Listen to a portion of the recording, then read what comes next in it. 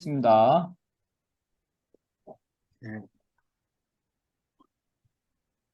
우리 마르크스주의 관점에서 수령 체제에 대한 평가입니다. 그래서 이제 이거를 보는데요.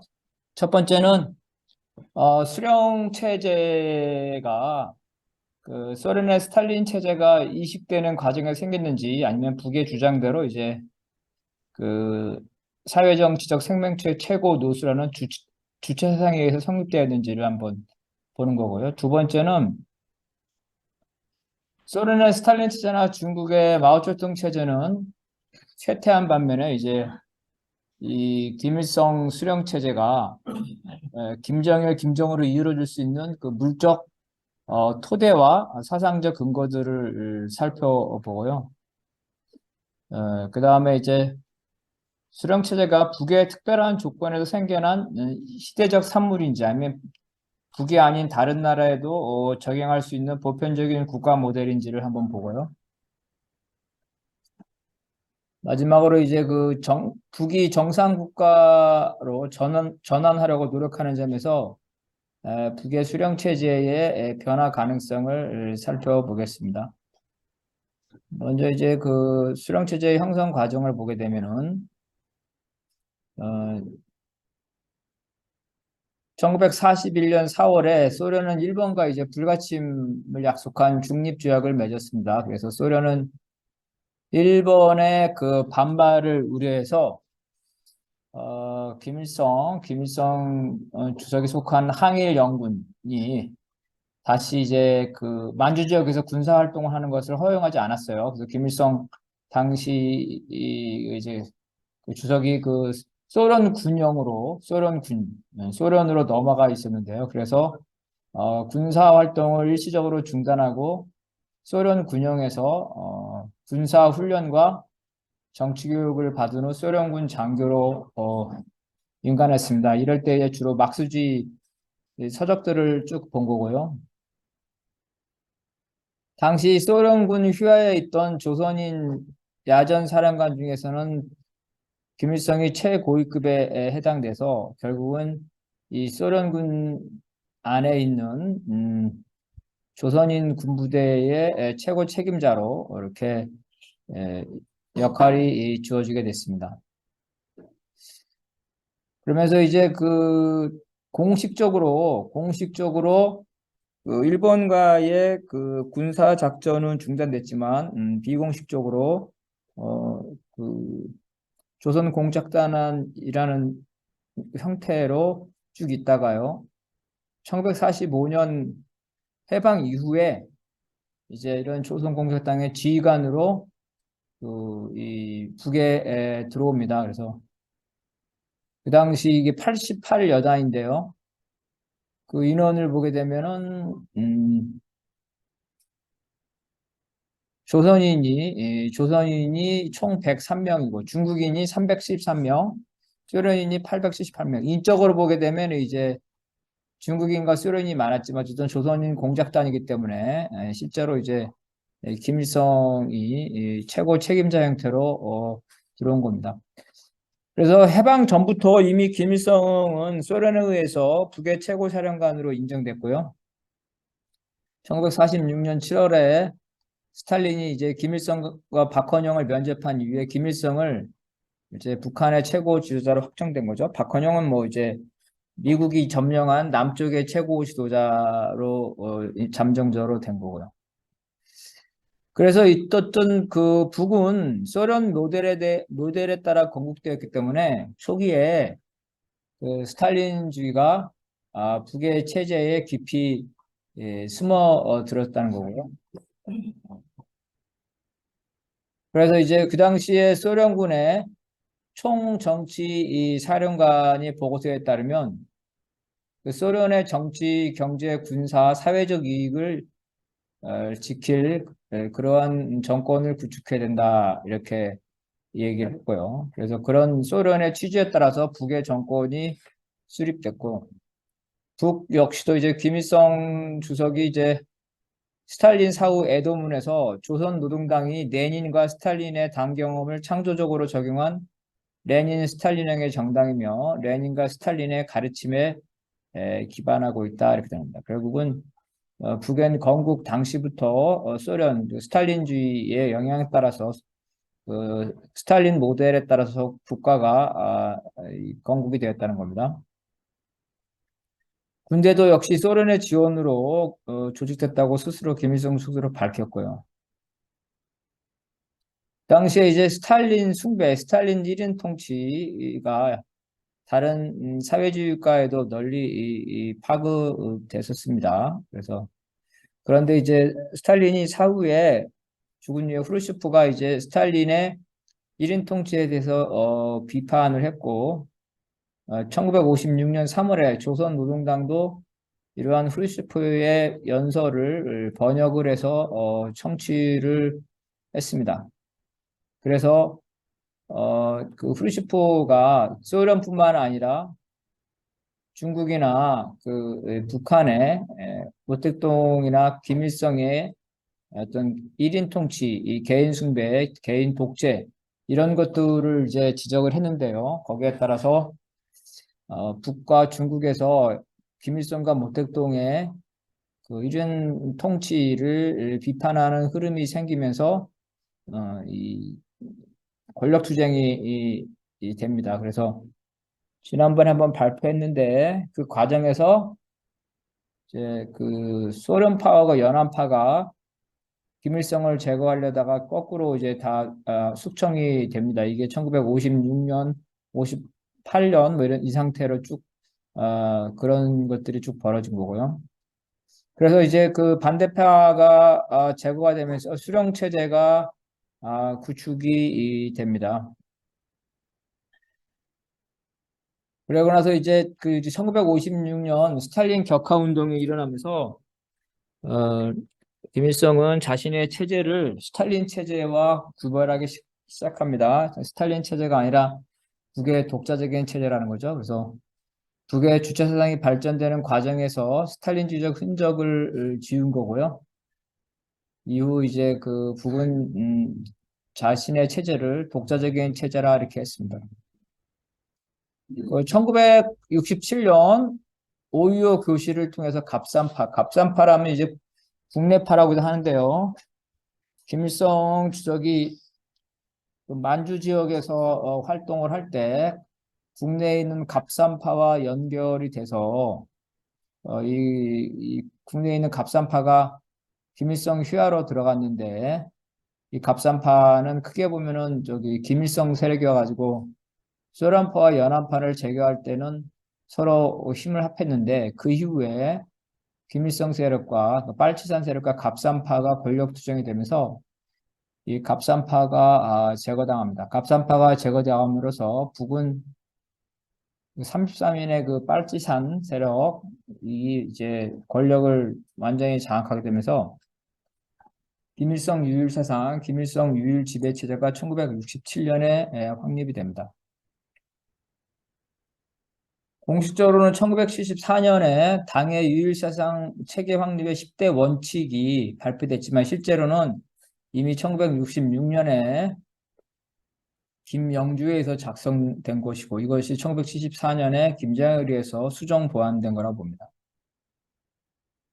1970년에 이르러서 이제 김정일에 의해서 이 김일성 수령관이 좀 더 철학적으로 이론화되게 됩니다. 또한 김정일은 10대 원칙의 마지막에 혁명 위협에 대를 이어 계승할 거를 집어넣어서 그 대를 이어 계승한다는 의미가 자신의 김정일의 권력 승계에 대한 근거를 마련했다고 그렇게 평가가 됩니다. 이런 당의 유일 사상 체계 10대 원칙의 내용을 보면 김일성의 교시를 절대적으로 하고 무조건적으로 집행해야 된다. 뭐 이런 걸로 되어 있습니다. 그래서 김일성의 어떤 법이라든가 당이라든가 헌법보다 더 위에 있는 최고 존재이라는 것, 이런 것들이 이제 제도화를 한 겁니다. 그래서 북의 수령 체제와 스탈린 체제의 그 유사성을 한번 보면요. 일국 사회주의와 세계 사회주의다. 일국 사회주의라는 건 이제 스탈린이 소련 자체를 하나의 사회주의 진주로 삼은 거죠. 그래서 이러한 것들을 한 건데, 그래서 일국 차원에서 사회주의를 건설하는 건데요. 그 사회주의 건설 단계가 이민민주의 단계, 사회주의 단계, 높은 수준의 사회주의 단계 이렇게 나가고, 소련도 그렇게 나갔죠. 러시아 혁명 직후에 이민민주의 단계, 신경제 정책을 추진할 때 당시고, 그 다음에 1936년 스탈린 헌법이 사회주의 단계, 1977년에 브레즈네브 헌법이 높은 수준의 사회주의 단계 이런 식으로 발전을 하게 됩니다. 그런 과정에서 이제 토지 개혁을 통해서 집단 농장화를 하고 중공업과 국방공업을 중심으로 빠른 공업화를 주도하는데 이러한 것들이 다 북에서도 똑같이 이루어졌습니다. 스탈린은 민족 개념을 자기가 정립을 했는데요. 스탈린의 민족 개념을 정립을 했는데 아, 북도 역시 김일성도 자신의 민족 개념을 정립합니다. 스탈린의 민족 개념에다가 그 혈연을 추가해서 단일 민족의 중요성을 강조를 합니다. 스탈린도 역시 이제 세계 사회주의 운동을 지도하려는 그 사령부로서 코민테른 활동들을 했는데요. 북도 역시 주체 사상이 마르크스 레닌주의를 계승하는 세계 공산주의 운동의 지도 사상이다 이렇게 얘기하면서 전 세계에 이거를 파급시키고자 합니다. 그래서 이제 그 스탈린주의도 그 일국 사회주의, 어떤 러시아라는 것과 국제주의 이것들을 다 포용하는데 주체 사상도 자기네 사상은 민족주의와 국제주의를 모두 포용하고 있다 이렇게 주장을 합니다. 또 유사하게 본다면 스탈린이나 김일성이나 계급투쟁, 프롤레타리아 독재의 수호자다 이렇게 선언이 된다는 거죠. 그래서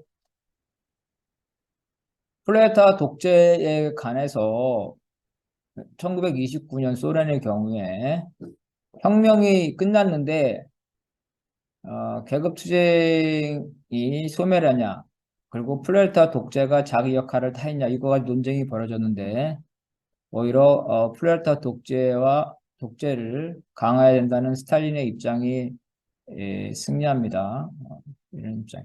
마찬가지로 1967년 북에서도 김일성의 5.25 교시를 통해서 프롤레타리아 독재가 세계혁명과 사회주의의 완전한 승리가 실현될 때까지 프롤레타리아 독재를 해야 한다고 말합니다. 다시 말해서 김일성이나 스탈린이나 계급투쟁과 프롤레타리아 독재를 강화하는데요. 이거는 강력한 그 생산력 증대와 함께 반대파를 제거하는 권력투쟁의 수단으로 사용된 겁니다. 그 다음에 북에서 말하는 수령, 당, 인민, 대중의 결합은 사실 이제 막스레인주의에서 나타나는데요. 레닌은 이제 노동조합과 같은 대중단체를 당과 인민을 묶는 견인대라고 규정했는데 북에서는 이걸 또 인전대라고 합니다. 이렇게 하고요. 그 다음에 있던 계급투쟁과 계급독재를 강화해야 한다는 거는 최고 지도자 1인 지배체제를 정당화시켰을 뿐 아까 말한 대로 경쟁자와 반대 세력을 제거하는 공포정치에 활용을 했는데요. 즉 숙청이라는 게 되는데 북에서도 1967년 갑산파 사건 이후 등록 사업을 실시해서 주민들을 정치적 성분으로 분류하고 계급투쟁을 강화했습니다.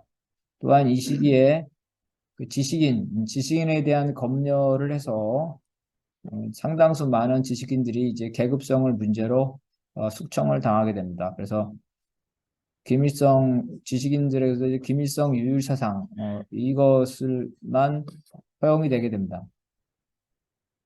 그 다음에 이제 스탈린이나 김일성이나 당, 국가, 법을 초월하는 최고 지도자로서 역할을 하게 됩니다.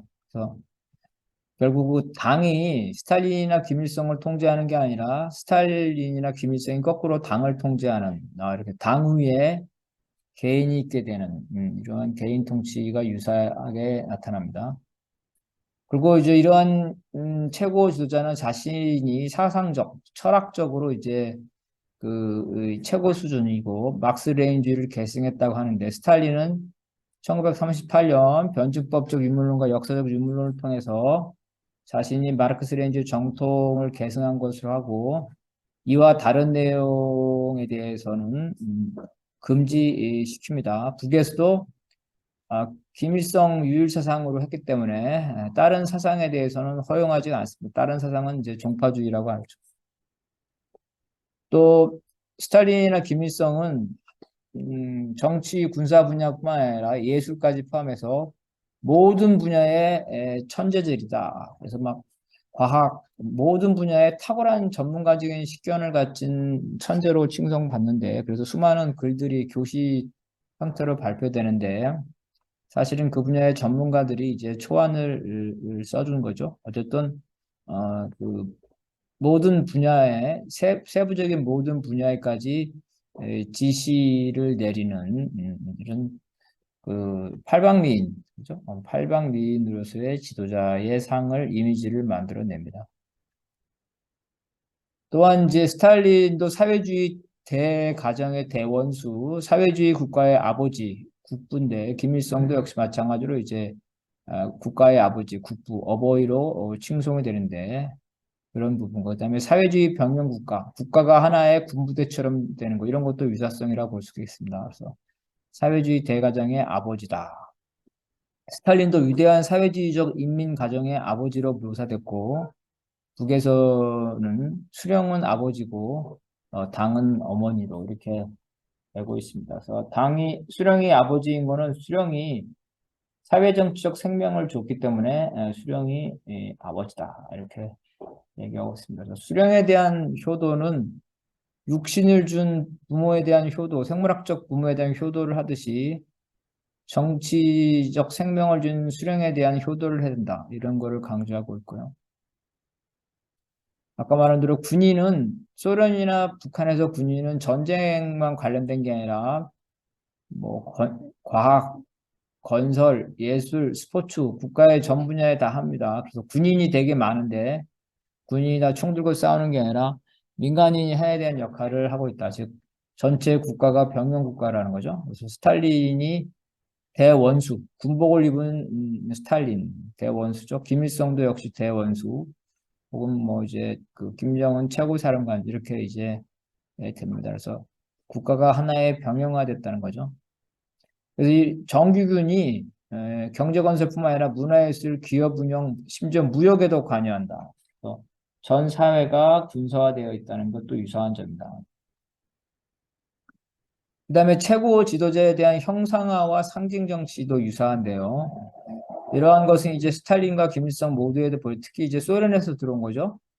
소련에서는 스탈린이 50세가 됐을 때부터 개인 숭배가 강해졌다고 보는데 최고 지도자의 모습과 음성을 형상화, 상징화한다는 거예요. 이런 예술적 기술은 러시아 정교의 이콘 예술, 일종의 상징 미술이랄까요? 이런 것들로부터 빌려왔다는 거죠. 이러한 종교적인 신비화하는 상징적 기법을 스탈린 숭배에 적용했다는 겁니다. 그래서 제일 많은 게 이제 그 스탈린을 형상화하는 포스터로 시작해가지고 사진, 그림, 음악, 모든 예술, 문학 이렇게까지 다 가게 되고 이제 초상화, 동상 이런 것들이 이제 1930년대 후반에는 이미 스탈린의 초상화와 동상이 레닌의 것보다 더 많았다는 거죠. 북도 역시 똑같은데 문화예술에서 김일성 최현론에 의해서 예술에 있어서 백두혈통인 김정일, 김정은 이런 이제 김일성 수령과 유사한 이미지를 갖도록 표현됩니다. 옷차림이라든가 행동거지라든가 담배 피는 거라든가 이런 것들을 다 보면 김일성하고 유사하게 행동을 하죠. 이게 그냥 단순히 자연스러운 게 아니라 이런 형상하고 관련돼 있다는 겁니다. 그래서 이제 모든 전 분야의 그 연극, 문학, 미술, 음악, 그래서 다 찬양의 대상이 됩니다. 이러한 것들이 이미 1945년 말 조선과 소련의 문화협회가 성립되면서 있던 스탈린주의적인 문화 예술이 이 조선에 들어오면서 이러한 것들이 그 조선의 김일성을 상징화하는 것, 수령을 이걸 북에서는 수령 형상이라고 합니다. 수령 형상의 근거가 됐다는 겁니다. 그래서 수령 상징은 제일 중요한 게 수령과 그 인민대중 당의 관계인데, 그래서 수령을 사회정치적 생명추의 내수, 당을 중추, 인민대중을 신체기관에 비유하죠. 이렇게 형상이라는 건 비유를 하는 거죠. 이게 이제 가장 전형적인 표현이라는 겁니다. 그러니까 수령 형상 창조라는 것은 우리가 보통 말하는 이제 북에서는 우상화라는 말을 안 씁니다. 우상이 아니라 수령 형상 창조라는 말을 씁니다. 이런 용어를 통해서 문화예술 모든 분야에서 이것들을 요구하고 있습니다. 이게 가장 기본적인 문화예술의 원칙인데 스탈린 시대에도 이와 같은 것들이 보여줬다는 거죠. 그 다음에 또 하나는 이제 그 카리스마적인 지도자로서의 상징화인 거죠. 그래서 이러한 카리스마적 지도자는 어떤 민족의 운명을 짊어진 영웅적인 그러한 이미지를 주면서 그 사람은 이 사회를 어떤 목적으로 공산주의라는 목적으로 인도해야 할 신성한 과제에 복무하고 정신적인 의무를 가집니다. 그래서 사회 전체가 이런 카리스마적 지도자와 함께 따라가야 되는 운명 공동체죠. 운명 공동체. 이러한 것들로 상징화된다는 겁니다. 더 나아가서 어린아이들을 위한 그 동화나 동요 혹은 전설, 설화도 나오는데 그래서 수령 전설, 수령 설화 뭐 이런 식으로 나옵니다. 단순히 김일성뿐만 아니라 백두혈통에 관련돼서 김정숙의 일대기, 백두산 여장군 전설집 뭐 이런 거 전설 이런 것들이 나옵니다. 근데 이게 이러한 설화와 전설이 북에서도 이게 실제라는 건 아니고 아동의 교육을 위해서 이 사실성을 얘기하는 건 아닙니다. 아동들에게 수령에 대한 그 우월성, 수령에 대한 존경심을 유발하기 위해서 이런 이제 그 판타지, 그죠? 판타지 형태로 그 표현한 거라고 볼 수 있겠습니다. 여기까지는 스탈린 체제와 유사점이고요. 스탈린 체제와 차이점에서 보겠습니다. 스탈린 체제의 차이점은 스탈린 체제가 많이 비판을 받기 때문에 수령 체제는 스탈린 체제와 다르다는 걸 하겠죠. 그래서 스탈린 체제의 흔적 지우기가 쭉 있어 왔다는 거고요. 아까 말했고 또 수령 체제를 스탈린 체제에서는 철학화, 수령이 사회정치적 생명체, 그죠? 사회정치적 생명체에서 수령이 내수라고 주장하는데 이러한 수령체제, 1인 지배체제를 철학화, 이론화하는 것이 또 스탈린 체제와 구별되는 부분이라는 거죠. 그래서 그 다음에 이제 수령 중심의 주체 문해 이론, 종자론 아까 말한 거 이제 수령이 제일 중요하고 종자란 작품의 핵이고 작가가 말하라는 기본 주제고 여기에는 이제 수령이죠. 수령, 당, 인민, 대중 이러한 것들이 결합돼야 된다. 그런 것들이 있어야 되는 그것이 사상적 알명이라는 거죠. 종자론에 따라서면 문화예술에서 형성해야 될 대상은 주체사상의 핵심인 수령과 당, 인민대중, 특히 수령이다. 그래서 수령을 중심으로 당과 인민대중이 있는 이러한 그 상징, 그죠? 이런 이미지, 이러한 그 감정을 만들어내는 것, 이런 것들이 문화예술의 가장 기본적인 임무이라는 거죠. 또 수령의 영도 방법에서도 차이가 나는데, 영도 체계입니다. 영도 체계는 수령의 지도와 대중을 결합시키는 거죠. 그래서 수령의 유율적 영도 체제와 당위원회의 집체적, 그러니까 수령의 어떤 개인에 관한 영도와 조직, 당을 통한 집체적인 이 두 가지가 있다는 거. 아까 말한 것처럼 가장 중요한 게 최고 수준이 당의 유율세상 체계 확립의 10대 원칙이라는 거고 여기에 따라서 이것이 최고의 원칙이라는 겁니다. 여기에 따라서 구체적으로 김일성이 어떤 권한을 가졌냐를 한번 본다면 1948년부터 국가의 내각의 수상이고 당위원장, 당과 국가를 동시에 다 최고 권력을 잡았다는 거죠. 이게 이제 김정일이나 김정 때 와서도 똑같은 형태로 보여줍니다. 그러면서 수령 김일성이 살아있을 때 김정일이 점차 당과 국가를 장악하게 되는데 이미 1980년에 실질적으로 후계자로 공식화되었다는 겁니다. 그래서 김정일이 정치국 상무위원, 비서국 비서, 당 중앙군사위원회 군사위원이 됐다는 거고. 이제 8분 안에 정리해 주시기 바랍니다. 예? 8분 안에 정리해 주셨으면. 8분? 네. 예. 그 1997년에 그 김정일이 총비서에 오르면서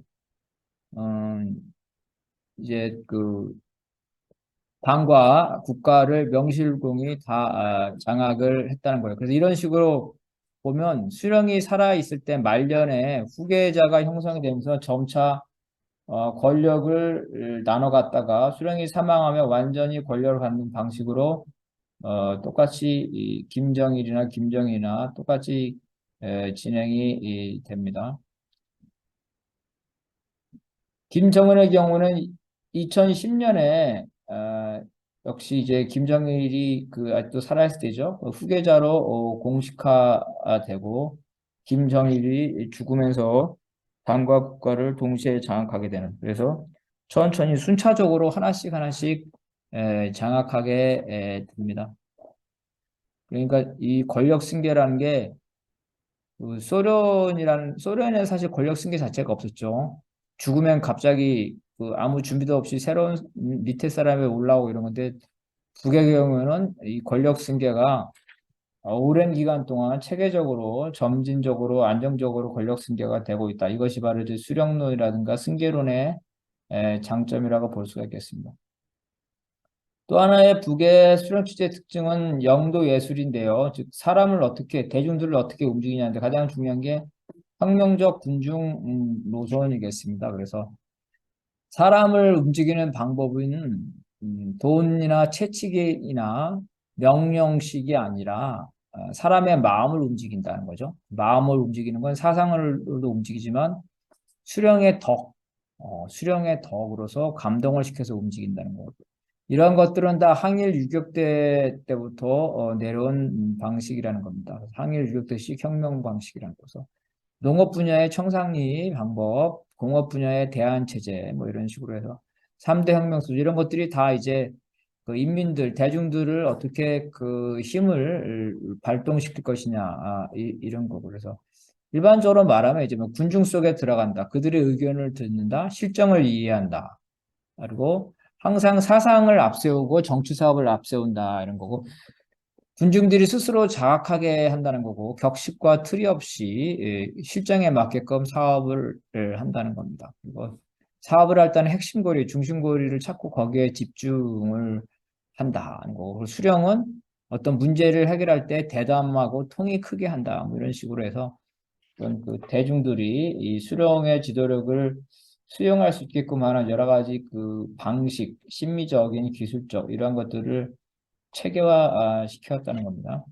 수령이 가져야 될 이제 인민적 사업 작품이죠. 이런 사업 작품, 수령이나 당 간부들이 가져야 될 이러한 작품, 품성이라는데요. 이런 것들도 다 돼 있습니다. 그래서 혁명가적인 기풍이 있어야 된다. 주로 뭐 자기가 모범을 줘야 된다. 뭐 이런 거죠. 쭉 보면은 또 인민적 품성은 어머니다운 품성, 소박해야 된다, 겸손해야 된다. 이렇게.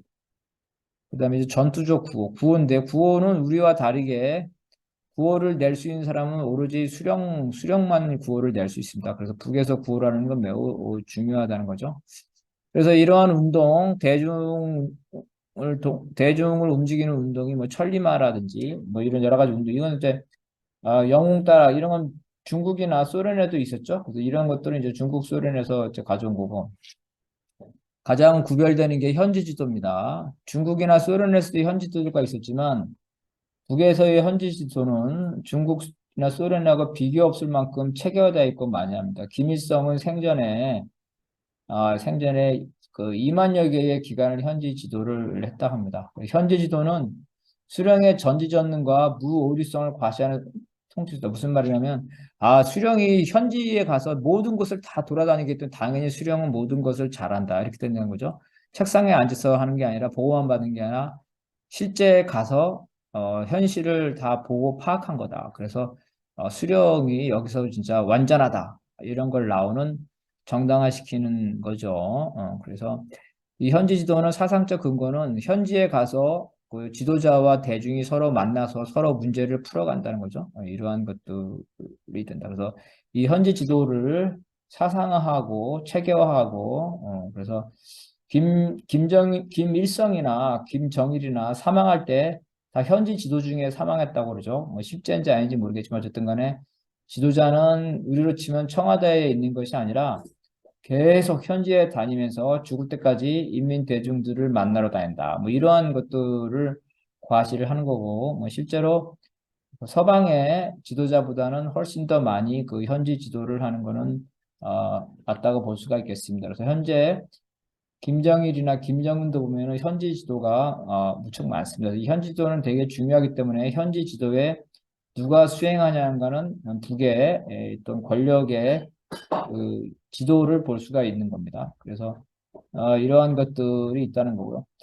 자, 마르크스주의에서 수령체제에 대한 평가를 보게 되면은 사회주의 이론에서도 사실은 이제 그 수령체제의 맹아가 있습니다. 1인 그 지배체제. 제일 멀리 가면 이제 루소의 일반 의지에 대한 덕치인데요. 이거는 루소에 의하면 일반 의지를 가지고 있는 뛰어난 엘리트가 대중들을 그 인도할 수 있다, 뭐 통치할 수 있다는 거죠. 거기서 나온 게 이제 로베스피에르도 맞죠. 로베스피에르도 검소하고 덕이 있는 사람들이 일반 대중들을 통치할 수 있다. 바베프의 소수 혁명가의 통치죠. 이러한 것들. 즉 다시 말해서 루소와 로베스피에르의 뛰어난 개인의 통치가 바베프의 소수 혁명가의 그 통치로 됐고 막스 시대에 와서 이것이 개인의나 소수의 독재가 아니라 계급의 독재로 넘어간 겁니다. 그래서 이러한 독재의 이러한 부분들은 사실은 이제 막스주의의 이론적으로 들어있다는 거죠. 그래서 공포정치도 들어있죠. 로베스피에르의 공포정치는 되게 유명하죠. 왜냐하면 대중들이 아직 덕을 쌓지 못했기 때문에 그 덕을 쌓기 위해서는 뛰어난 사람이 강제적으로 그걸 공포로서 할 수 있다는 거죠. 그래서 엘리트에 의한 부분이죠. 다만 마르크스는 이제 이성의 독재뿐만 아니라 엘리트의 독재도 반대하고 계급의 독재, 플레토 독재로 발전시켰다는 건데 소련이나 그 북이나 모택동의 경우를 보더라도 계급의 독재가 소수의 독재, 개인의 독재로 그 변형될 수가 있다는 거죠. 그래서 이러한 그 개인의 독재로 변형되는 가장 사회주의에서 유사한 세례가 라살입니다. 라살. 마르크스와 경쟁 관계에 있던 라살이 민주집중제의 시초라고 볼 수가 있어요. 똑같습니다. 자기는 인민들은 지성과 통찰의 독재에 복종한다는 겁니다. 그래서 자기 자신이 이제 지성과 통찰을 가졌다는 거죠. 그래서 통찰의 독재를 하면서 라살이 되게 유명한 사람이었는데 독일 노동자들이 라살에게 노동자 조직을 만들자고 제안합니다. 거기에 라살이 조건이 나에게 정권을 달라. 그래서 실제로 라살이 정권을 가졌어요. 후계자를 지명하기도 하고 지방 조직의 대표도 지명하기도 하고 5년 동안 정권을 인정받았습니다. 그래서 또 라살 사후에 라살의 유언과 이념에 따라서 이 조직이 운영되는데 유은 통치죠. 유은 통치고 또 라살이 죽은 이후에는 라살을 숭배하는 축제라든가 문화라든가 이러한 그 개인 숭배 형태가 있다는 거죠. 사회주의에서 1인 통치와 개인 숭배는 라살로 거슬러 올라간다는 거죠. 그래서 이 마르크스가 이 라살의 개인 숭배에 대해서 비판을 많이 했습니다. 레닌도 역시 마찬가지로 개인 숭배에 대해서 반대했고 자신을 찬양하는 행위를 비판했습니다. 그렇지만 이제 스탈린 때 와서 그 레닌을 찬양하면서 자연스럽게 레닌의 후계자인 자기를 찬양하게끔 하는 이러한 그 이제 그 지도자 상징들이 스탈린 시대에 왔습니다. 그래서 레닌을 스탈린 시대에 그 이 뭐랄까요, 그 우상화한다랄까요? 이런 거 할 때 그 이용했다는 거. 레닌 민속이다. 즉 레닌의 그 우상화 이런 것들을 문화적 형태, 예술적 형태로 들어와서 이것들이 스탈린 체제에 들어와 있다는 거죠. 그래서 이런 사회주의 내에서 이런 문제점이 있었다. 마오쩌둥도 마찬가지고. 다만 중국에는 등소평이 권력을 잡은 이후에 사회주의 법치를 정립하면서 1인 통치를 청산했습니다. 어떠한 조직이나 개인도 법 위에 있을 수 없다고 했고요. 예. 그래서 이제 이런 것들을 보게 되면은 북의 수령 체제나 소련의 스탈린 체제가 어떤 그 객관적이고 보편적인 게 아니라 그 나라의 조건에 따라서 생긴 역사적 산물이라는 거죠. 그래서 변화될 수가 있다는 겁니다. 변화될 수가 있고, 그건 이제 노동계급의 미성숙성이라든가 여러 가지, 또한 그 자본주의와의 대결, 그다음에 이제 어떤 그 전시 사회주의 여러 가지가 있죠. 북 같은 경우는 미국과 대결하는 과정에서 북의 수령 체제가 더 견고해지고 이런 부분이 있었다는 거죠. 그래서 결론은 북의 수령 체제는 스탈린 체제에서 그 기원을 찾을 수가 있고, 그렇지만 스탈린 체제와 유사한 점도 있지만 북의 특수한 점도 있다는 겁니다. 있다는 거예요. 그래서 이제 이런 부분이 그 북이 현재 그 미국과 대치하면서 있던 스탈린 체제가 강화되고 유지되지만 음, 그러한 것들이 그 스탈린 북의 수령 체제를 만들었던 그런 대외적인 조건들이 사라진다면 그 북도 이러한 그 폐쇄적이고 경직적인 수령 체제를 계속 유지할 수 없을 것이다. 그 중국이나 베트남처럼 변화될 수밖에 없을 거라는 거죠. 근데 어쨌든 간에 그 국가의 이런 대결이 지속되는 한은 당분간은 이러한 그 수령 체제가 계속 유지될 것이라는 겁니다. 그래서 결론적으로 말하면 그 수령 체제도 스탈린 체제와 같이 역사적 산물이고 역사적 조건에 따라서 변화가 될 수 있다는 겁니다. 네, 이상입니다.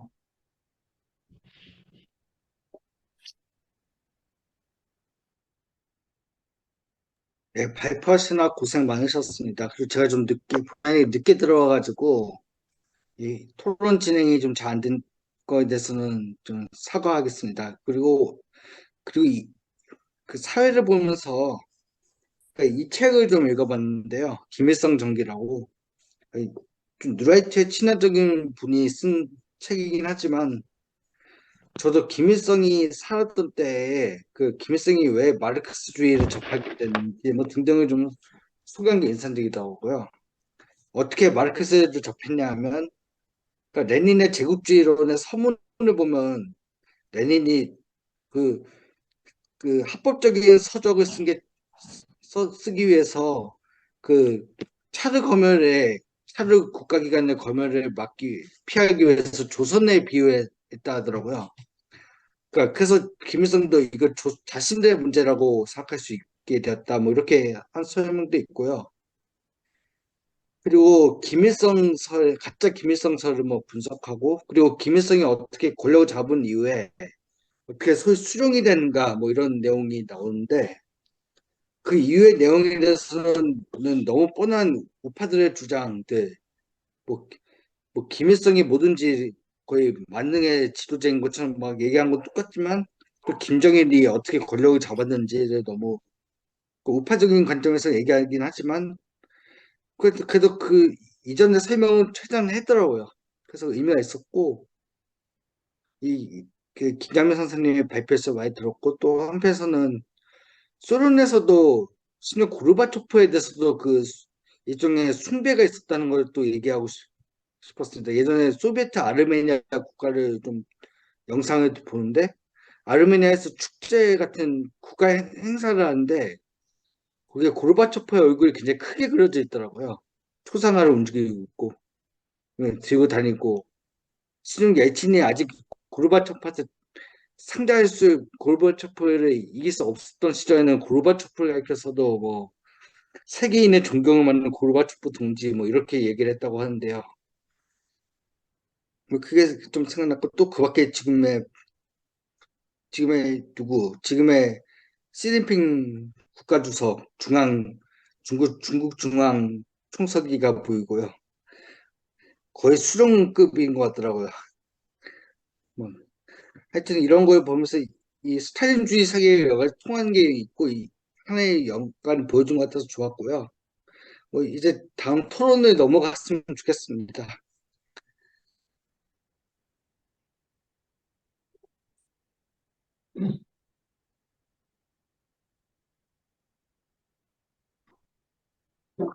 예, 한마디 하면 되겠습니까? 네, 아, 그렇죠. 근데요, 예, 어, 아주 뭐 종합적으로 잘 서술한 것 같습니다. 어, 저도 사실은 이 구체적인 쭉 역사적인 과정이나 그 체계적인 내용에 관해서 어, 크게 깊이 알고 있지 못해가지고 읽으면서 많은 이해를 하게 되었습니다.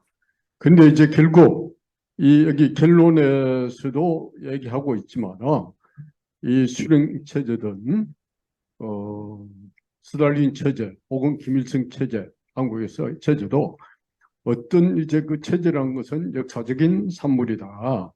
역사적인 산물이고 그것이 역사적인 조건들이 변하고 이를테면 남한과 북한의 대결 구조가 완화되고 풀리면서 이런 부분들이 바뀌어지면서 체제도 바뀌지 않겠나. 이게 그렇게 이제 결론 부분에서 나오는데 그 점에 공감을 하면서 사실 이미 문재인 정부부터 북하고 열고서 대화하고 협력을 하려고 쭉 진행을 했는데 지금 다시 남쪽에 윤석열 체제가 들어오면서 사실 그게 다시 닫혔습니다. 그래서 이런 이 과정을 어, 이 과정에 관해서 좀 이해를 깊이 하면서 이 부분을 이후에도 좀 더 깊이 있게 체계적으로 좀 연구하고 논의해 나가는 게 필요치 않겠나 이렇게 생각이 됩니다. 어, 간단하게 좀 말씀드립니다.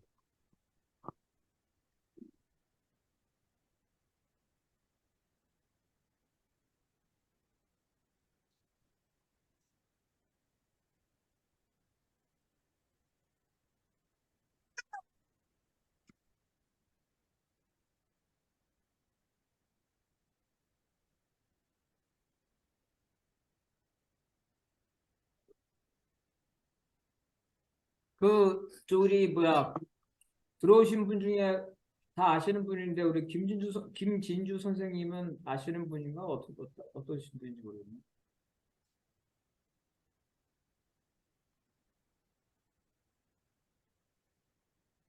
네, 저도 처음 들어보는 이름입니다. 무슨 만약에 말씀하시고 싶으시면 자기소개를 좀 하셨으면 합니다.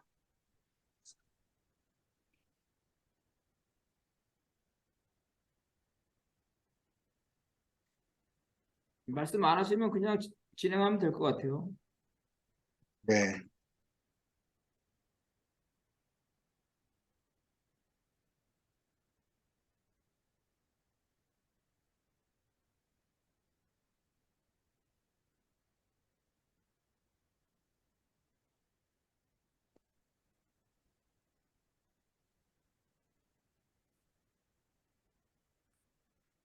여기 말 없으면은 제가 간단하게 마무리하고 제 발표는 끝낼까요? 제가 혹시 질문을 해도 될까요? 예, 예.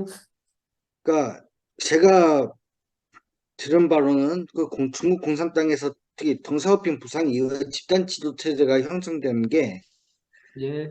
이때 전제가 당은 중국을 독재할 수 있지만 네. 중국 체제를 독재할 수 있지만 개인의 독재는 안 된다는 전제를 한 걸로 알고 있거든요. 네. 그리고 차차기 후계자를 선임할 권리를 주어졌고 그래서 각 장점인이 지금 시진핑 국가주석을 소개한 건데 그게 후계자로 지명했고 그 시진핑은 절강성의 주석 등등 절강성 총서기 등 여러 가지 직함을 얻으면서 후진타오 밑에서 후계자 수업을 받다가 부상한 걸로 알고 있거든요. 근데 북한에서는 그 반면에 이런 후계자 구도가 아주 없는 건 아니지만 김일성 외엔 또 다른 사람이 김정일이 아닐 수도 있었지만 후계자로 그 3대 세습이 된 것 같은데요. 음, 네, 알겠습니다.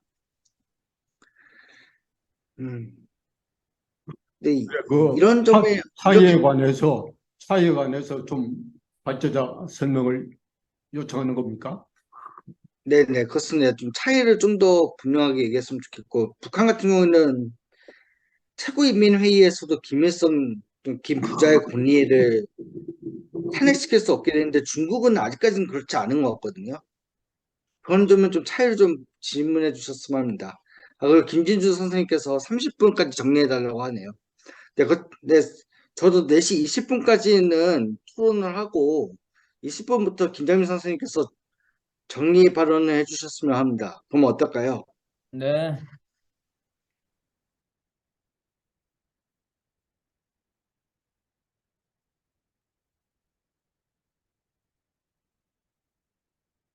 뭐 제가 얘기하면 되는 거예요? 얘기할 사람은 없으면 네, 말씀하십시오.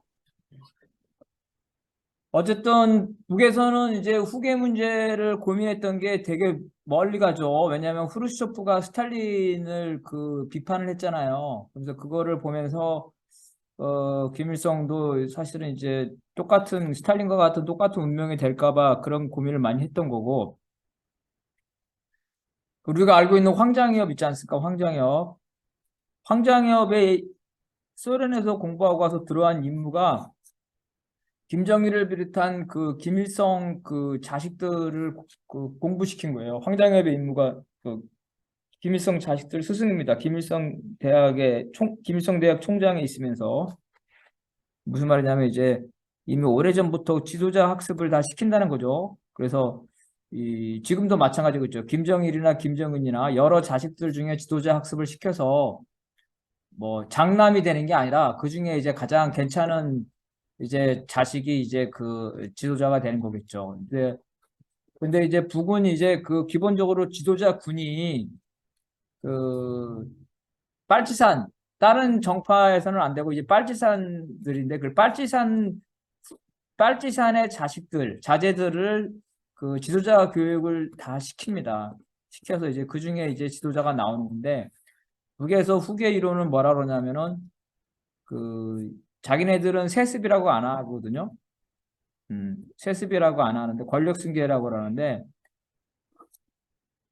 그 뛰어난 사람, 그 세대와 세대를 얻어가지고 아버지 세대와 아들 세대로 넘어가는데 굳이 그 혈통은 다르더라도 그 김일성 수령의 그러한 품성이라든지 혁명적 전통이라든지 이런 것들을 물려받으면 뭐 그 김일성의 그 자식들이 아니라 딴 사람도 될 수 있다는 거예요. 그래서 여기서 혈통을 중시하는 거는 혈연적 혈통이 아니라 혁명적 혈통을 중시하는데 결과적으로 해보니까 백두혈통이 제일 나서 벽두혈통이 됐더라. 그래서 백두혈통이 3대까지 가자. 그래서 정리하면 이론적으로는 그 생물학적 혈연에 의한 세습을 부정하지만 현실에 나타나는 거는 그 생물학적 세습으로 나타나고 있다는 거죠. 그래서 한 번도 아니고 세 번이나 이렇게 일어났기 때문에 이 부분에 대해서는 뭐 바깥에서 그 이 세습이라고 그 비판하는 부분에 있어서 북에서는 뭐 세습이 아니라 권력 승계라고 주장하겠지만 바깥에서 볼 때는 이제 세습이라고 평가를 받는 거예요. 다만 왕자한테 주듯이 그런 것이 아니라 조선시대도 물론 그랬겠죠. 가장 똑똑한 왕자한테 했겠지만 이런 그 생전에 어릴 때부터 지도자 수업이 계속 된다는 거예요. 그래서 지난번에 한번 말한 것 같은데 지도자가 되려면 자식 세대에 되는 거예요. 삼촌은 안 돼요. 그래서 그 장택상인가요? 이게 제거되는 게 이제 그런 거고 부자 세대가 아들 세대로 돼야 되고, 그 다음에 수령이 살아있을 때 돼야 돼요. 살아있을 때 돼야지만 수령이 어떤 노하우도 전수받고, 수령을 도와주기도 하고, 그 다음에 수령이 죽었을 때 하면은 그 권력 승계를 가지고 그 혼란이 발생하기 때문에 살아있을 때 해야 되고. 그래서 다시 말하자면 중국보다 소련은 아예 비교할 필요, 소련은 아예 그 후계 이론이라는 게 아예 있지 않고요. 중국은 이제 후계 이론이 아니라 세대 교체 이론이 있죠. 아까 말한 것처럼 그 세대 교체 이론이 있지만 이러한 중국보다도 훨씬 더 정교하고 규모에서 통상 10년에서 20년에 걸치는 그 권력 승계 절차가 있는 거예요. 여기까지입니다.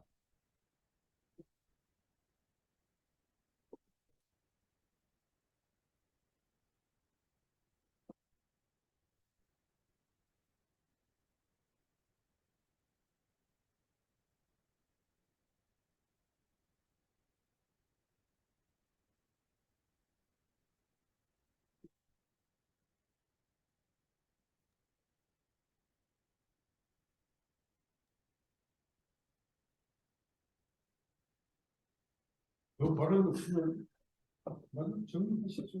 그러니까 우리 사회자가 정리하셔야죠. 네. 그러니까 북에서도 후계자 고민을 오랫동안 했다라는 점을 김태민 선생님께서 말씀하셨습니다. 그 황정음의 임무가 김일성 자식을 교육시키는 거였고, 김정은에 대해서도 마찬가지인데, 그리고 중국과 북한의 소련의 후계자 교육의 후계자 또는 뭐 이 세대 교육이라는 차이점에 대해서 지적해 주셨습니다. 네, 다른 분들의 뭐 질문하시거나 뭐 주장하실 게 있습니까?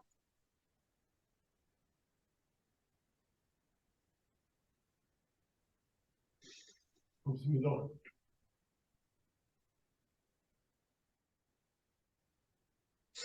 없으시면 그럼 지금 정리를 하는 걸로 할까요? 네. 시계도 안네. 네, 알겠습니다. 그럼 김양민 선생님 주시기 바랍니다. 저기 정리 네, 발언 그럼 특별하게. 네, 정리해 주시기 바랍니다. 특별하게 정리 발언이 할 게 없어요. 다 얘기해가지고.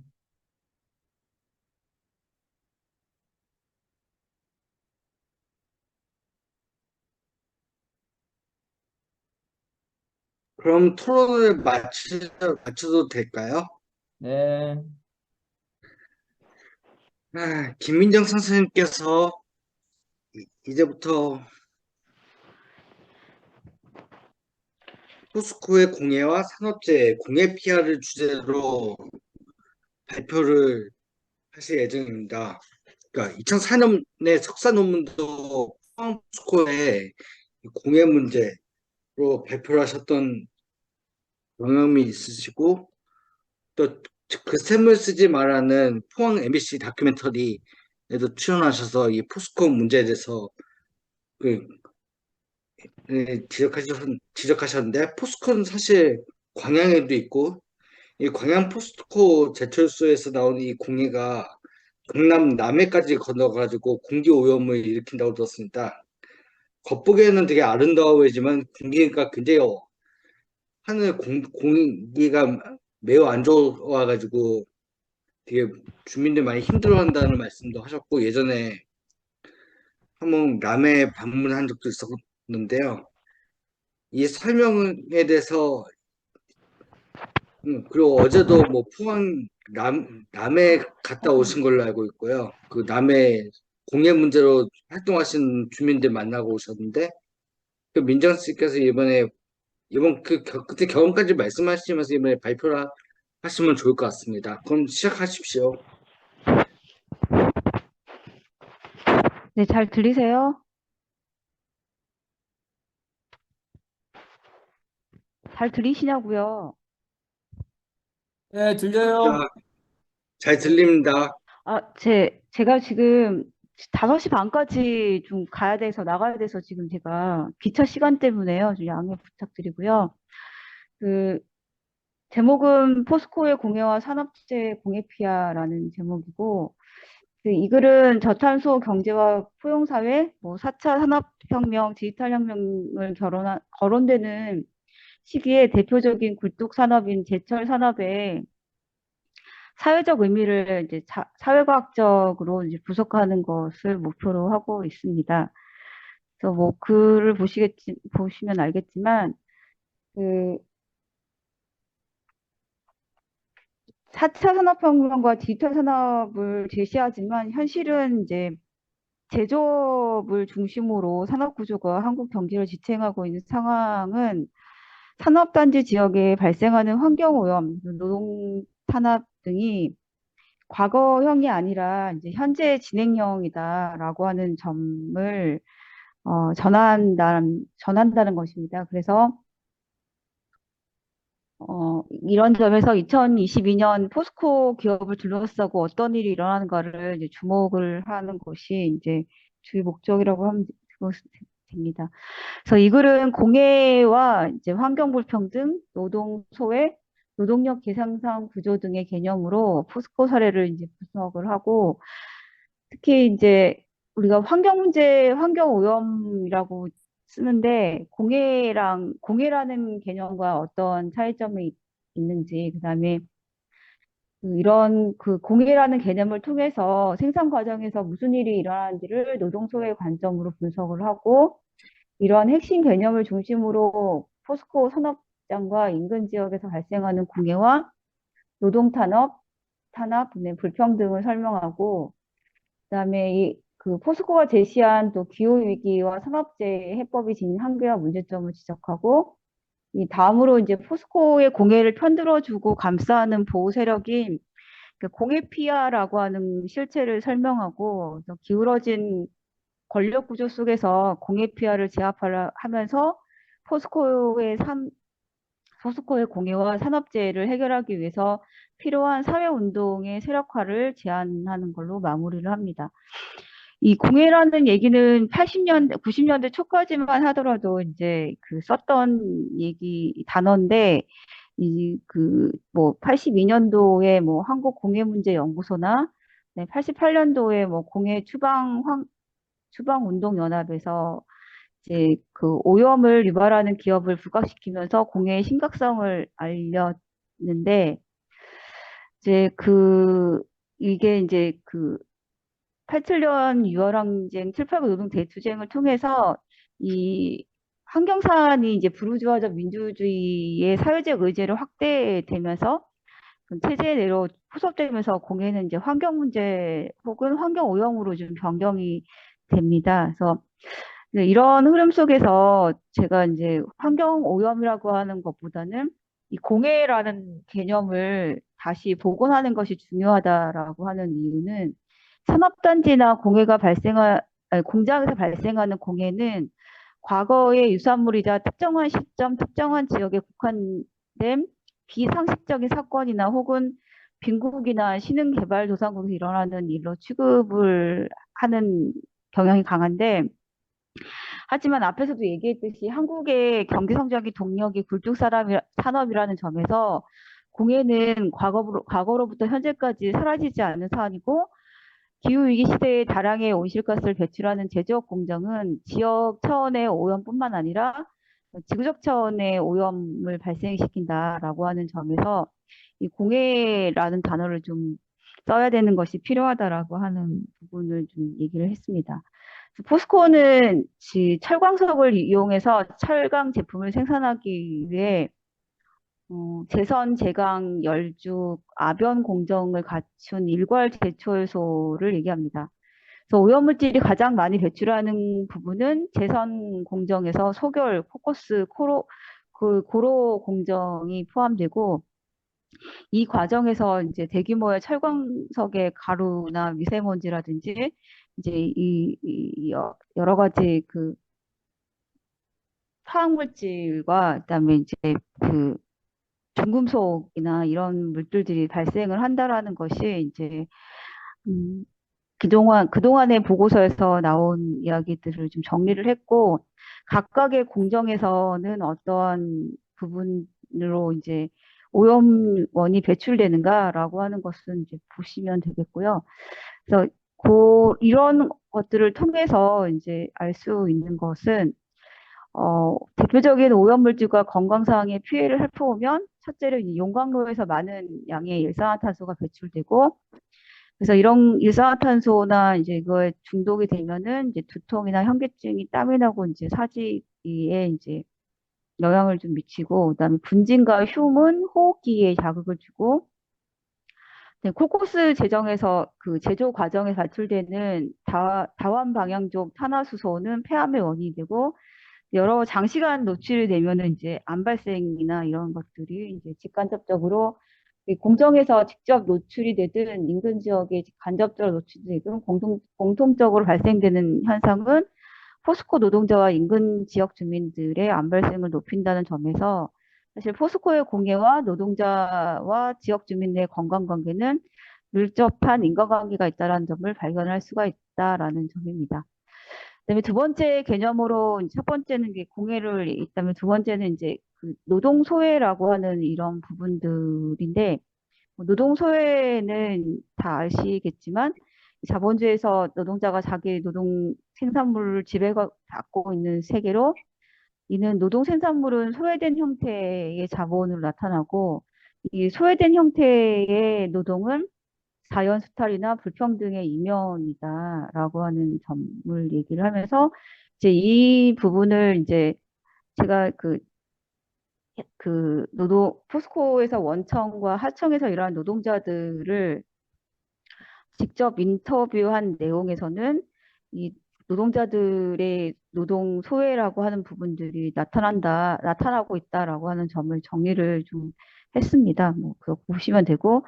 그래서 이제 이런 것들을 통해서 이제 생산 과정에서의 소외가 산업재해나 공해, 사회 불평등을 어쨌든 양상해 내고 생산물의 통제라고 하는 부분에서의 소외가 이제 과잉 생산이나 기후위기, 환경 불평등의 현상으로 나타날 수 있다라고 하는 거고 인간관계에서의 노동소외 사례는 이제 화폐 물순주의나 그다음에 타인으로부터의 소외라든지 그다음에 사회운동의 분열 지점이라고 하는 점이 이제 관계에서 나타나는 지점이 있고 유적 존재로서의 소외는 이제 인간성 손실이나 자연 소외 뭐 이런 것들인데 소외된 노동과 사유재산의 관계에서 공해와 산업재해를 분석한 결과는 생산수단의 사적 소유가 예속된 상황에서는 이 노동 해방이라고 하는 정치 행태가 필연적으로 나타날 수밖에 없다라는 점, 뭐 이런 것들을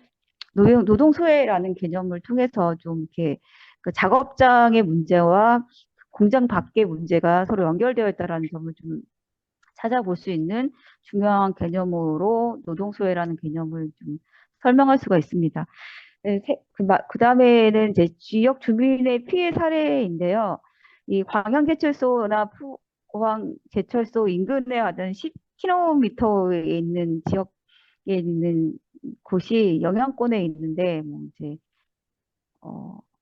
광양에 있는 지역과 그다음에 여수 묘도라는 지역과 남해 서면이라는 마을과 그다음에 영국의 명덕 마을이 그다음에 포항에서는 이제 그 해도도와 송천읍, 뭐 청림동 뭐 이런 지역들이 이제 그 영향권에 있는 지역이고요. 그래서 그거를 이렇게 그러니까 그림으로 보시면은 이 포스코가 여기 국가한단 이 포스코가 있는데 이 영향권이 이제 반경 5km나 이제 10km 안에서 여수하고 남해군까지 다 포함되는 이런 지역이 이제 공해가 예측이 되는 이 지역이다라고 하는 거고요. 그래서 지역 주민들 만나서 인터뷰한 내용들을 정리를 하면은 이 자연 환경은 생태계 파괴나 수질 오염, 네, 생활 환경은 냄새하고 이제 악취라든지 이제 미세먼지, 그다음에 경제 영역에서는 어항력이 감소하고 이제 농업 생산량이 저조하고 사회 영역에서는 포스코와 친화적인 이전과 마찰을 빚고 인간관계가 갈등되고 그래서 이런 어떤 것을 통해서 주민들은 건강검진과 주민 역학조사, 그다음에 이주 등을 좀 요구하고 있는 상황이고 건강 영역에서는 이제 가려움이나 목 아픔, 우울증, 암 등의 암으로 인한 사망 뭐 이런 것들로 나타나고 있습니다. 그래서 뭐 이런 얘기들이 이 사람들의 말에서, 그러니까 뭐 증언에서도 다 나온다는 거를 이제 정리를 쭉 해봤고, 인터뷰 내용을 글로 풀어가지고 정리를 했고, 그래서 이제 그동안 이제 공해 문제 해결 대응과 요구 사안이 아까 얘기했지만 건강검진, 경제적 보상, 환경으로부터의 안전한 터전, 포스코의 적극적이고 실질적인 해결 방안 시행 등을 이제 요구를 하고 있다라고 하는 점도 이제 이 주민들의 목소리를 통해서 알 수 있는 이제 명확한 결론은, 이 포스코 공해로 고통을 받고 있지만 공해 마을을 떠나지 못하는 것이 피해자의 처지입니다. 가해 집단이 건강 피해 조사 및 치료비를 무상으로 제공하고 실질적으로 이주할 수 있는 경력 지원을 책임지고 적극적으로 대책을 마련하지 않는다면 이들의 피해는 계속될 것입니다. 환경 불평적 관점에서 가해자가 자신의 행위에 대한 책임을 피해자에게 전가하는 방식이 아니라 적극적인 해결책을 제공하는 것이 불의를 해소하는 길이다라고 하는 것을 이제 정리를 좀 해봤고요. 그러면 포스코는 뭘 하냐라고 하는 점, 특히나 온실가스를 다량으로 배출하는 사업장이기 때문에 이 포스코가 기후위기에 대응하는 방식은 에너지 효율과 기술 개발이 있습니다. 근데 현행 방식대로 철을 생산한다면 생산량 증가가 온실가스와 공해를 더 많이 발생하게 되고, 그렇다면 이윤을 목표로 한 과잉 생산되는 생산량을 이제 주목을 해야 되는데, 자본주의에서 생산량을 줄이기보다는 기술적 해법과 에너지 효율 방안인 임기응변 반응을 선호합니다. 근데 이런 해법으로 문제를 해결할 수 없다는 것은 이미 19세기에 윌리엄 제본스가 자연 사용의 효율성을 높이는 기술이 개발되면 그에 대한 자원의 가격이 떨어져 수요가 증가해 오히려 그 자원을 더 많이 소비하게 된다고 주장을 했기 때문에, 이러한 제본스의 역설이 발생하는가의 원인은 자본주의 생산 방식이 있다라고 하는 점을 다시 이제 드러낸다라고 하는 점.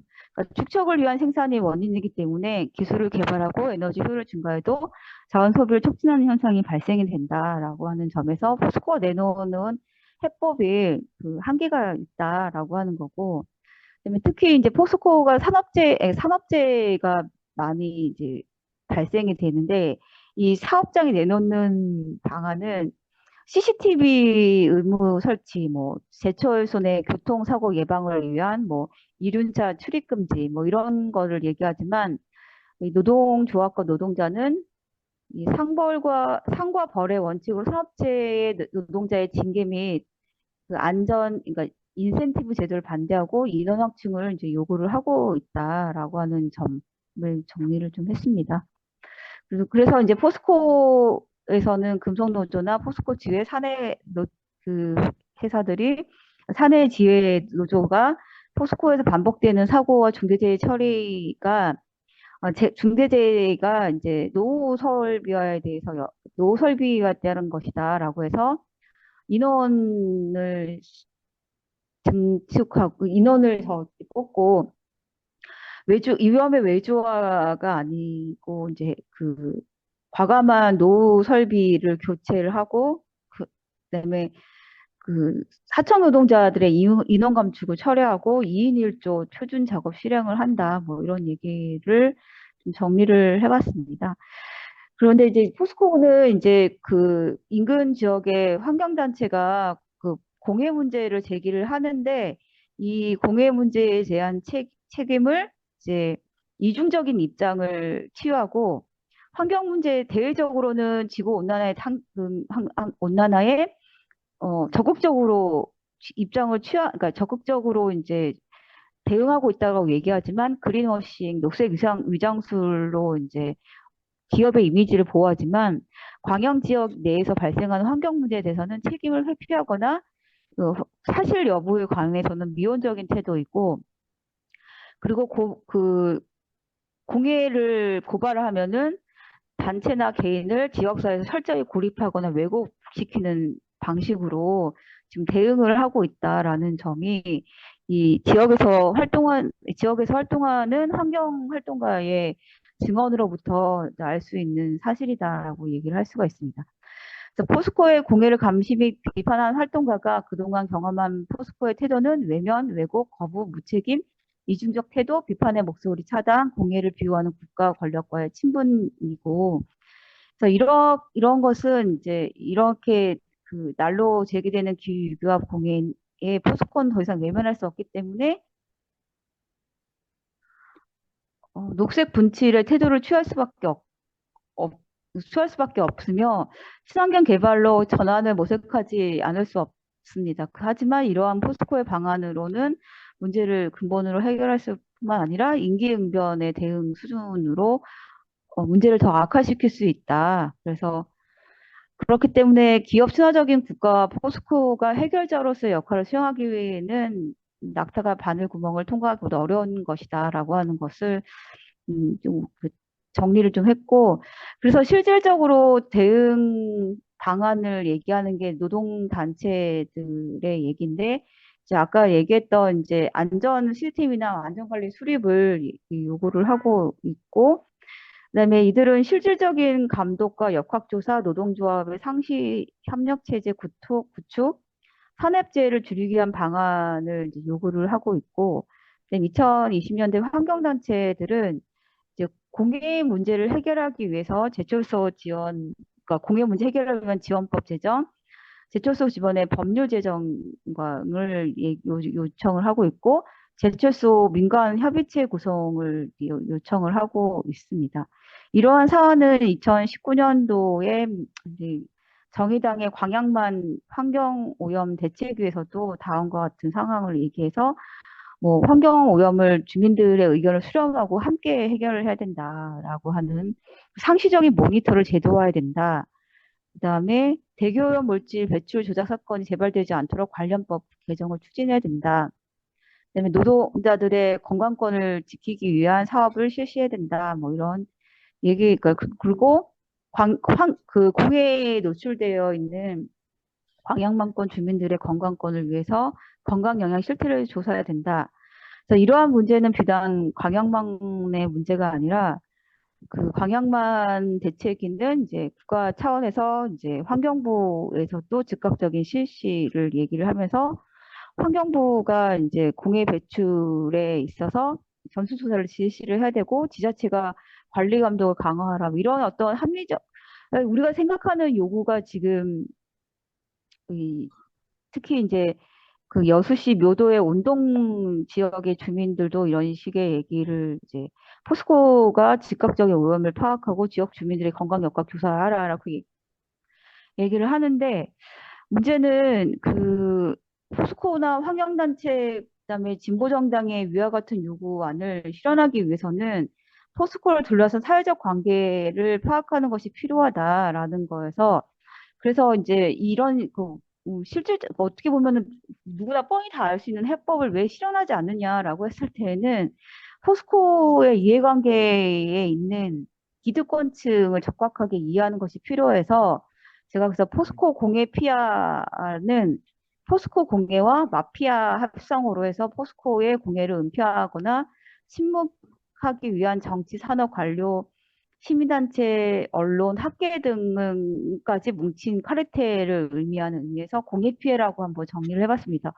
그래서 공익피해는 아까 얘기했지만 포스코를 중심으로 해서 이제 중앙정부 정당, 그다음에 지방자치단체, 그다음에 연관 기업들, 지역 상공인 협회들, 그다음에 관변단체, 그다음에 마을 조직, 그다음에 언론, 학계가 같이 함께 이렇게 해서 그래서 포스코의 공해를 비호해주는 이런 세력들이 있다라고 하는 부분이고 이 공해 피해가 이제 중앙 정부 및 지역 사회의 돈과 인맥 관계를 장악하고 있는 권력 관계를 도전하야지만 공유 배출 감축 규제를 강화할 수 있다라고 하는 점이 있고 이 포스코와 연관 기업과 지역 상공인 단체가 이 포스코의 성장과 그들의 이해관계를 긴밀하게 연결되어 있기 때문에 이 포스코가 나서가지고 문제를 해결하는 게 아니라 이 연관 기업들이 나서가지고 문제를 해결하는 것이 지역에서 지금 벌어지고 있는 상황이다.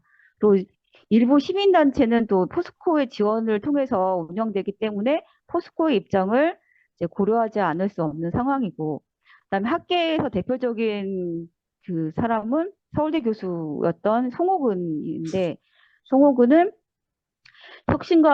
혁신의 용광로, 벅찬 미래를 달구는 포스코 스토리 뭐 이런 책을 쓰고, 그다음에 어 포스코 정규직 노동자를 대상으로 해서 이제 그 포스코의 뭐 위대한 점을 뭐 이렇게 얘기하는 교육을 하고 있는 상황으로, 이제 송호근이 대표적인 이제 학계에 있는 사람이다. 그런 거를 나팔수 역할, 포스코의 기업의 역할을 알리는 나팔수 역할을 수행하고 있다.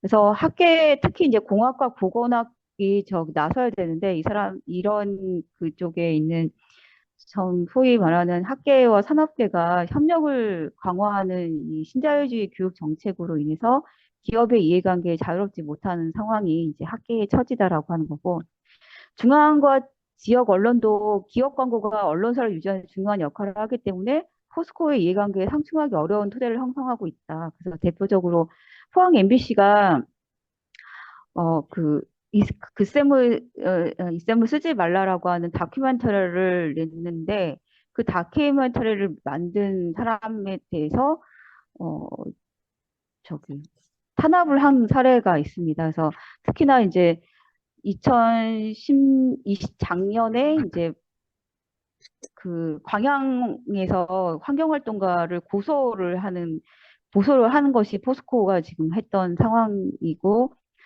그다음에 이런 상황에서도 이제 알 수 있듯이 포스코는 그들이 공해를 감시하고 지역화 활동가를 고소하면서까지 지역 내 공해가 사회적인 문제로 부각되는 것을 매우 민감하게 반응을 한다라는 점. 그래서 포항과 광양의 공해 해결은 자본 축적의 우선 대상이 고려의 대상이 아니라는 점을 이번 사건, 그러니까 그 환경단체 활동가를 고소한 사례에서 알 수 있고, 아까 얘기했던 2021년도에 글쎄물 쓰지 말라고 하는 그 기사에 대해서 5천만 원 가압류 신청을 했다라고 하는 점도 이 포스코 이 두 사례에서 알 수 있듯이 막강한 경제력과 권력을 동원해서 지역에 발생하는 공해가 전국적으로 알려진 상황을 극히 꺼려하면서 민족 권리인 언론 출판 결사의 결과지도 훼손하고 있다.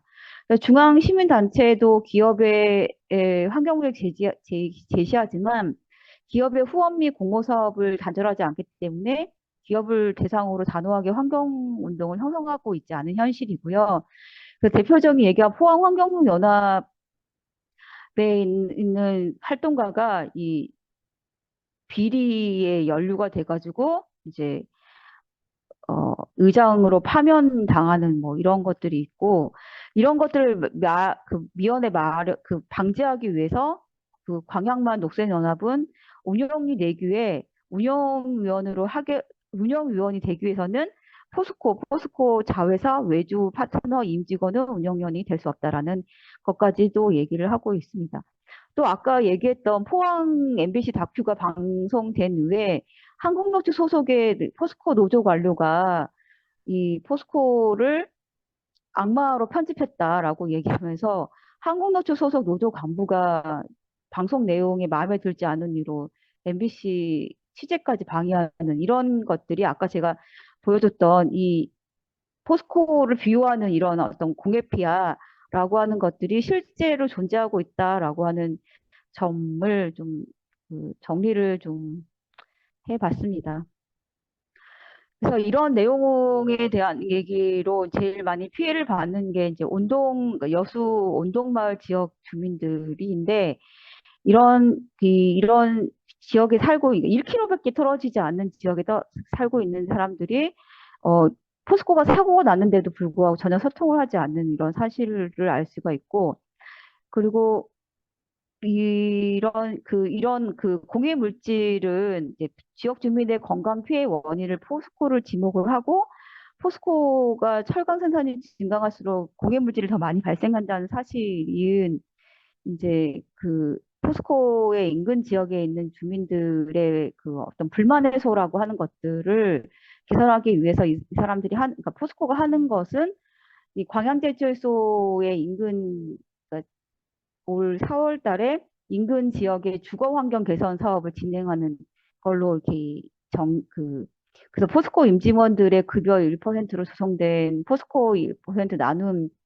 재단을 지정해서 뭐 도배라든지 장판을 교체하는 방식으로 이렇게 실질적으로 해결하는 것이 아니라 이제 묘도 지역의 주거 환경 개선 산업으로 하는 것으로 이제 그 이어지고 있고, 이러한 포스코의 홍보용 보도는 다수의 지역 신문에 보도되고 있는데, 운동 지역 주민들은 이제 200여 명의 작은 마을에서 26명이 암이나 회귀질환으로 앓고 있고, 그다음에 올해 7월에 국립환경과학원이 온동마을 지역 주민들을 조사한 결과 그 몸에서 카드뮴이 4배, 수은이 2배라는 걸로 전국보다 높은 수준으로 중금속이 발출되는데, 이런 기사는 찾아보기 힘든 게 지금의 현실이어서 여러분들이 포스코의 공해 문제에 대해서 사실 이제 잘 알지 못하는 이유가 이런 아까 공해 피해라는 집단들 때문에 이제 사회적으로 알려지고 있지 않다라는 거고요.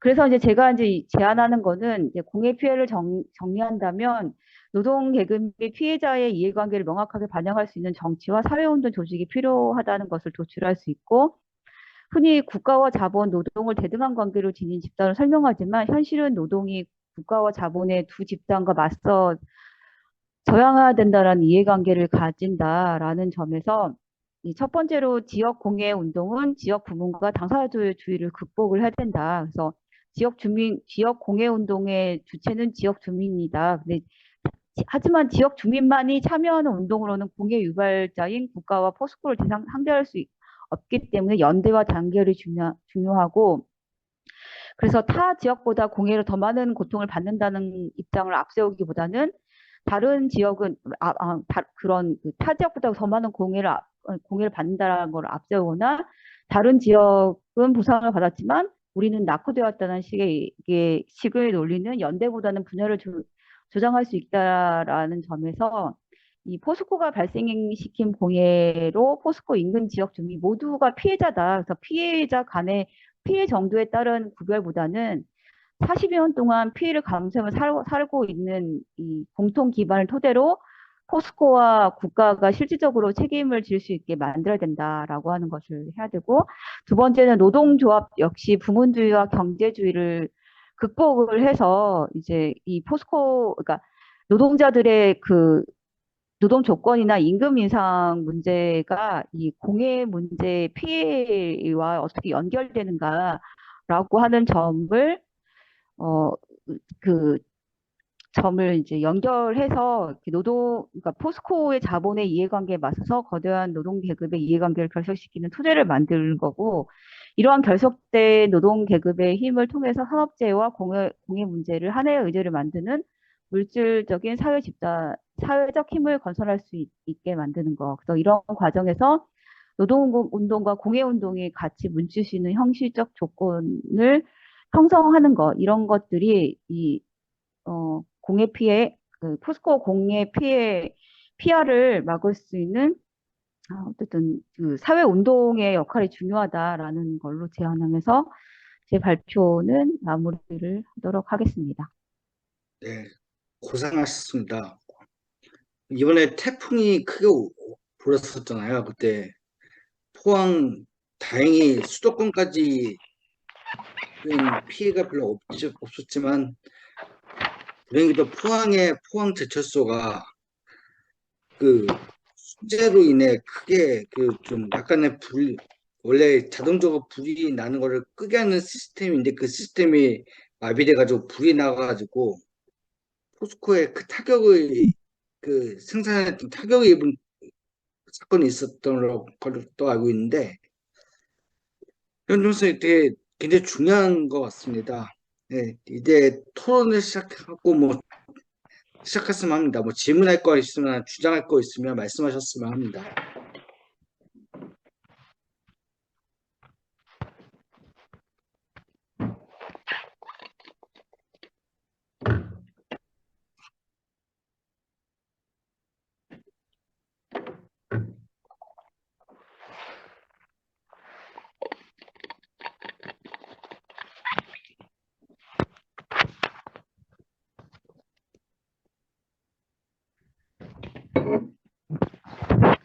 고민을 많이 하시는 것 같습니다. 준비하시거나 뭐 그래서 아니, 그래서 이거는 뭐 시간 특별하게 네. 뭐 어떤 뭐 뭐 사회과학적인 뭐 이렇게 그 개념 뭐 그 분석이나 이런 거보다는 이 문제를 알리는 게 중요하기 때문에 그 알리는 걸 기반으로 해가지고 정리를 했다라는 걸 염두에 뒀으면 좋겠다. 그러니까 이거를 정리한 목적은 뭐 이렇게 학계에서 이렇게 뭐 하려고 들었던 것보다는 이제 일반인들에게 이 포스코 문제에 대해서 알리는 게 되게 중요하고 지역민들의 목소리가 어떠한 목소리이고 그다음에 노동조합이나 지역 활동가들이 환경활동가들은 어떠한 요구를 하고 있는지 뭐 이런 것들을 이 주되게 전하고 싶은 메시지이고 그다음에 기울어진 권력 관계라고 하는 그 포스코 공해를 비유하는 공해 피해를 제어하지 않는다면 현실적 방안은 실현하기 힘든 상황이다라고 하는 점을 전달하는 것이 목표라고 생각하시면 될 것 같고요. 아무튼 그렇게 토론이나 뭐 그렇게 될 것이 없다라고 생각이 좀 약간 들거든요.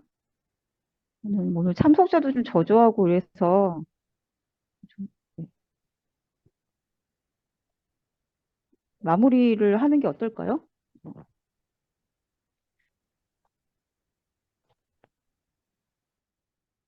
네, 하세요. 어, 예, 김장민 선생님께서 말씀하신 것 같습니다. 네, 말씀하십시오. 예. 발표한 것에 관해서 잘, 잘 들었습니다. 전반적인 내용에 뭐 당연하게 동의를 하고요. 그러나 이제 제가 한 가지만 말씀드리고 싶은 게 그 대책을 두 가지를 딱 강조를 했거든요. 지역 공예 운동의 주의와 당사자주의를 극복하자 이게 하나고 노조도 후문주의와 경제주의를 극복하자 이 얘기가 있는데 근데 여기 14페이지 보면 그림을 제출하고 있어요. 그림을 제출한데 쭉 보면은 중앙정부 및 정당이 제일 위에 있어요.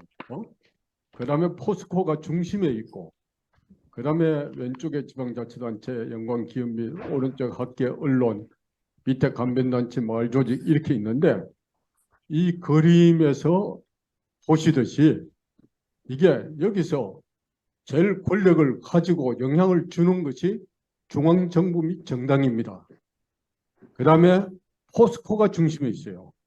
포스코는 여기 논문에 쭉 나와 있지만 황해도 있고 광양에도 있어요. 광양이 특히 문제를 많이 발생시키고 있어요. 나중에 지어진가. 그렇다면은 이 지역 문제가 아니잖아요. 네? 이게 중앙정부 및 중앙의 문제다. 이게 핵심적인 문제로 여기 대응을 방안을 적극적으로 제시해야 되는 게 아니냐 이렇게 싶습니다. 그래서 이게 그런 능력이 운동권에 없으면은 이 대응해서 투쟁하기가 쉽지 않다. 응? 이제 이 지점에 관해서 다시 한번 생각해 보기를 제안합니다. 이상입니다. 죄송한데 제가 인터넷 사정이 안 좋아가지고 뒷부분은 못 들었거든요. 중앙정부하고 정당이 더 큰 기여를 한다고요? 그래 이 그림에 14페이지 네, 그림을 보면은 제일 위에 중앙정부 및 정당이 있잖아요. 제일 네네, 위에. 그다음 중심에 포스코가 있다 이거예요. 네네, 그러면 여기 포스코도 지역 네, 문제가 아니라 어, 음, 이게 포항에도 있지만 광양에도 있어요. 이미 지역을 넘어서는 전국 문제로 되고 있어요. 그렇다면은 전국적으로 이 포스코 이 문제를 대응 방안에 전국적인 대응 방안이 조직적인, 정책적인, 정치적인 이런 대응 방안이 서야 된다. 이렇게 해야 이 문제 해결에 힘있게 나갈 수 있다. 그런데 그게 우리 투쟁 역량이 부족하면은 쉽지가 않을 거예요. 그래서 어쨌든 그 측면에서 깊이 있게 검토를 해봐야 되는 게 아니냐 이겁니다. 아, 이상입니다. 네. 그러면은 그거는 차후에 제가 다시 이렇게 좀 보완을 해가지고 하는 방향으로 하겠습니다. 네.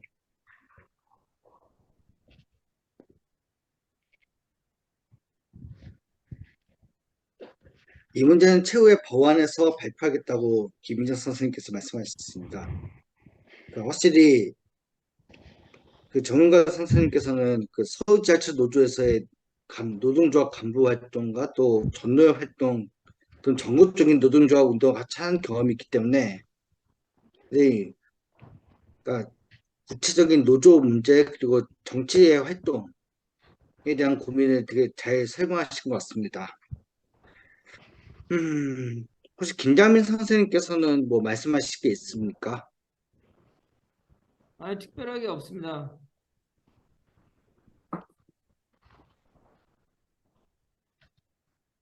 네, 알겠습니다.